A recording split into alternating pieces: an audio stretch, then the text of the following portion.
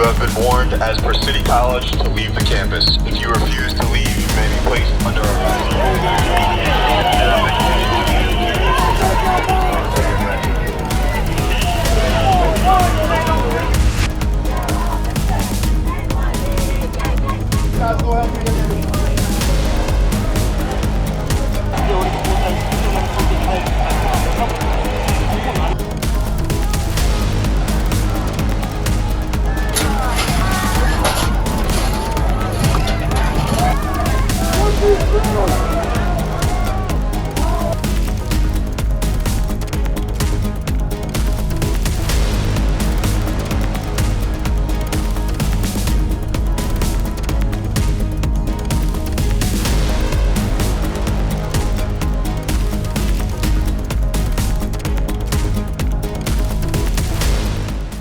What appears to be a movement with roots at Columbia University, students across the globe have taken up the mantle of protest, refusing to yield until their demands are met. So a spark that ignited at Columbia University 2 weeks ago has now spread like wildfire, engulfing campuses from the University of California in Los Angeles to institutions across the United States. But it's not just an American phenomenon, because universities in Australia, the United Kingdom, Italy, France, and beyond are witnessing a groundswell of student activism.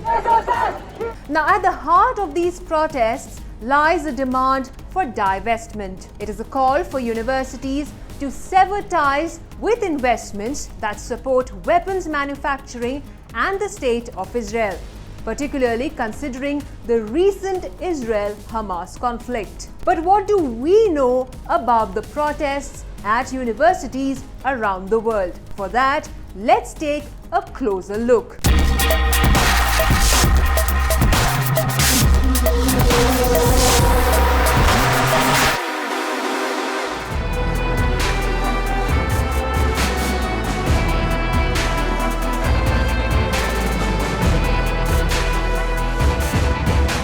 In a flurry of heated exchanges, clashes erupted between pro-Palestinian demonstrators and Israeli supporters, casting a shadow over university campuses across the United States. So on 1st of May at the University of California in Los Angeles, what began as a peaceful protest quickly spiraled into violence, reflecting the deep-seated divisions surrounding the Israeli-Palestinian conflict. Meanwhile, in the heart of New York City, Columbia University became a focal point of chaos. As on April 30th, NYPD officers in riot gear stormed Hamilton Hall to disperse pro-Palestinian protesters who had barricaded themselves inside the hall. Dramatic scenes unfolded as officers swiftly moved to restore order, with dozens of demonstrators being apprehended and led away in handcuffs. Now, the unrest wasn't confined to Columbia University alone. At the University of North Carolina at Chapel Hill, tensions flared as police arrested scores of pro-Palestinian protesters, highlighting the nationwide scope of the simmering discord. Now, adding fuel to the fire, Stanford University saw faculty and staff rallying in solidarity with the pro-Palestinian cause, reflecting a growing chorus of support for those advocating against the Israeli offensive in Gaza.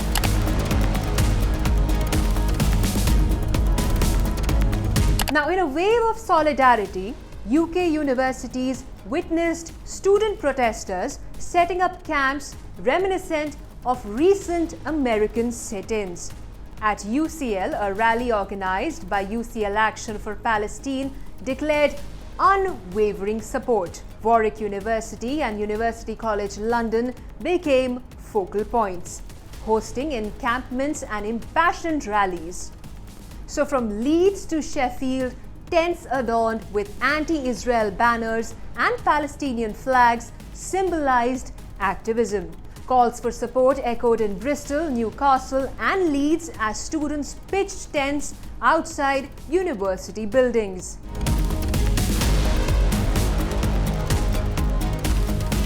Now, massive protests were also witnessed in France. Sorbonne University in Paris became a focal point on April 29th when French police stormed into dozens of demonstrators who had occupied the university's courtyard.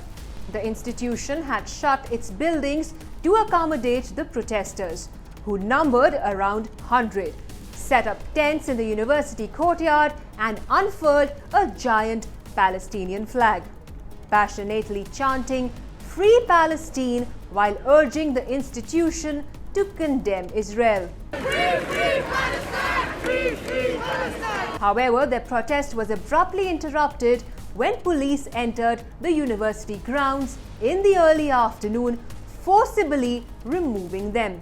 Earlier in the week, another elite institution, Paris Institute of Political Studies, commonly known as Sciences Po, witnessed a similar protest.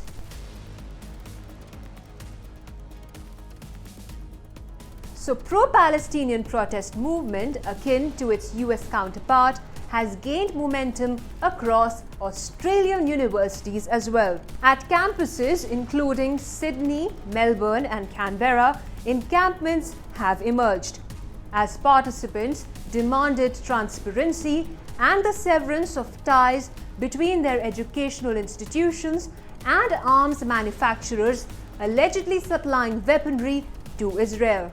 In Victoria, tensions have escalated, notably near the University of Melbourne, where heated protests have occurred, drawing both pro-Palestinian and pro-Israeli supporters into a confrontational standoff.